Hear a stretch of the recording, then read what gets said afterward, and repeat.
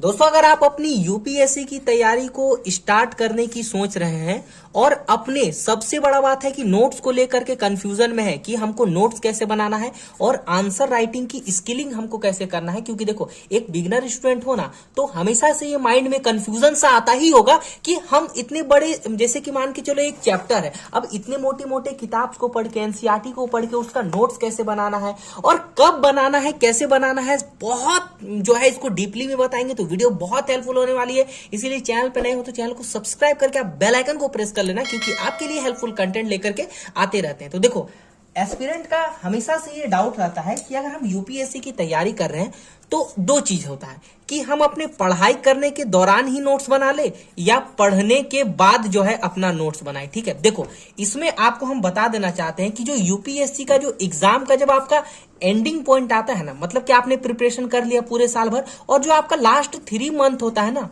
वो आपका नोट्स ही आपको काम देता है। नोट्स इसीलिए काम देता है ना क्योंकि उस टाइम आपको चाहिए क्विक रिवीजन चाहिए। क्विक रिवीजन कब होगा? हम किताब को तो पढ़ा है लेकिन क्विक रिवीजन हमारा नोट्स देगा हमको। ठीक है, तो इसीलिए हमको सिलेबस के अकॉर्डिंग बहुत ज्यादा नोट्स बनाना पड़ेगा। ठीक है, तो देखिए आप कभी भी एक चैप्टर को पढ़ो, जैसे कि मान के चलो ये एक चैप्टर है, ये मान के चलो देखो भारत का राष्ट्रीय आंदोलन है, तो कभी भी आप, जैसे ये चैप्टर 8 है, इसको यहां से मैंने यहां तक, ये देखो इतना बड़ा चैप्टर है और कहीं ना कहीं यूपीएससी के लिए तैयारी कर रहे हैं तो हमको डीप में पढ़ना पड़ेगा।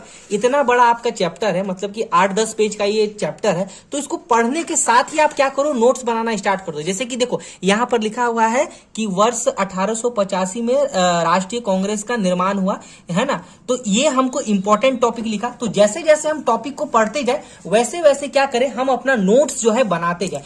आप डायग्राम बेस्ड नोट्स बनाओ, मैपिंग थ्रू नोट्स बनाओ, देखिए इस टाइप में बनाओ, थोड़ा सा फ्लो चार्ट का यूज करोगे ना डायग्राम का, तो कहीं ना कहीं वो मेंस की राइटिंग में भी काम देगा। और ऐसे बनाते बनाते एक दिन आपके पास बहुत सारा जो है ऐसे नोट्स क्रिएट हो जाएगा और ये आपको लास्ट 3 मंथ में रिवीजन में काम देगा। इसीलिए कहते हैं पढ़ाई के दौरान ही अपना थोड़ा थोड़ा ऐसे जो है अपना नोट्स बनाना स्टार्ट कर दो। ठीक है, जो आपके लिए बहुत हेल्पफुल होगा, बहुत कारगर सिद्ध होगा। ठीक है, क्योंकि देखो चैप्टर को पढ़ने के बाद क्या होता है, हम भूल जाते हैं। अब मान के चलो ये एक चैप्टर मैंने पढ़ा, अब भाई ये चैप्टर पढ़ने के बाद दूसरा चैप्टर जाएंगे, रिवीजन करना पड़ेगा ना पिछला वाला। ठीक है, तो इसीलिए हम कोशिश करेंगे कि हम नोट्स का ही रिवीजन करके उस चैप्टर को पिछले वाले को कंप्लीट कर ले। राइट, और एक इंपॉर्टेंट बात, आप कोशिश करो इस टाइप में आप आंसर राइटिंग करने का कोशिश करो। देखो यहां जो देखो कि आंसर राइटिंग करने का कोशिश करो, किसी भी चैप्टर को पढ़ो, थोड़ा थोड़ा टॉपिक वाइज आंसर राइटिंग करने का करो व्हाइट पेज में। ये क्या होता है, आपकी स्किल को जो है ये क्या करता है, डेवलप करता है, ताकि आप अपने एग्जाम में स्पीड लिख पाओ। राइट, तो ये सब बातों का ध्यान रखना है। ठीक है,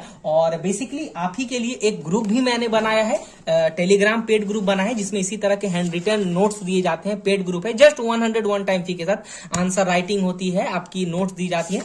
तो उस ग्रुप को ज्वाइन नहीं किया है तो ज्वाइन कर लेना। और एक इंपॉर्टेंट चीज मैं यहाँ दिखाने वाला हूँ, आप इस टाइप का ना कोशिश करो कि इस टाइप का आप स्किलिंग सीखो। देखिए ये जो मैं फ्लो चार्ट बताता हूँ ऐसे करो, और भी मैं आपको दिखाता हूँ, जैसे कि यहाँ पर आप देखिए इस टाइप का आप फ्लो चार्ट का यूज करो, तो कहीं ना कहीं इससे क्या होगा ना, आपको मेंस के एग्जाम में मार्क्स अच्छे मिलेंगे। ठीक है, मार्क्स अच्छे मिलेंगे तो कहीं ना कहीं वो आपके मेरिट में जुड़ेगा और सिलेक्शन तक आपको ये काम देगा।